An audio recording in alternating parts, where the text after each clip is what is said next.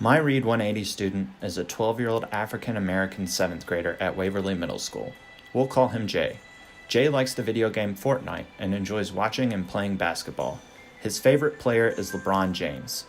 Jay is soft-spoken and timid. Asking him any form of personal question often only elicited a one-word answer or shrug. After one class, however, I did notice Jay was much chattier with the girls in the hallway than he'd ever been with me in the library. Jay says he does not read or write much in his free time, but did say he occasionally read a book of comedian stories that was at his house, though he couldn't remember the title or authors. Jay didn't speak much about his family, but did say his grandfather had promised him a piece of LeBron James memorabilia if Jay's grades stayed strong enough through the end of the school year. After this, I often checked in with Jay to make sure that his grades stayed high enough to meet his goal. From the day I met him, I knew that making personal connections may be difficult. Jay originally chose to follow Yosef's story, so I did my best to connect Jay with the events that happened to Yosef. I'd ask questions like, "How would you feel here?" or "Yosef is about your age. Would you be ready to be the man of your family?" To the latter question, I was answered with a wide-eyed, fervent shake of the head.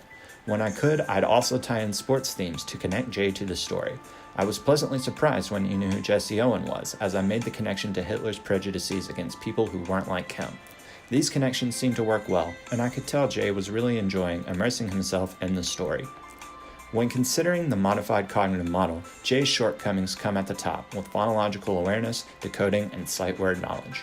If Jay encountered a word or phrase with which he wasn't familiar, he'd often substitute similar sounding, but not necessarily similar meaning, words. Jay also read in a monotone voice and disregarded pauses for commas and periods when reading aloud. When asked to summarize what had been read, Jay did a great job providing examples from the text to support his answers, regardless of which one of us had read the section aloud. Despite this, I could tell Jay was missing the vivid description of the narrative when he skipped over or replaced multisyllabic unfamiliar words. We practiced weekly at slowing down at words he didn't know in an attempt to sound them out or find smaller words inside of them that could give clues to their pronunciation or meaning. Though it was rare, Jay would sometimes stop and ask what a word was if he did not have a close substitute for it. I kept track of these words by highlighting them and stopping as necessary at the ends of paragraphs or chapters to explain them and provide background knowledge of why the author may have chosen this word for the text. I explained that some of the more unfamiliar words, though rare, are the glue that holds together a narrative, rather than just reading a list of events that occurred in a character's life. Jay told me that his favorite part of our time together was learning my explanation of unfamiliar terms.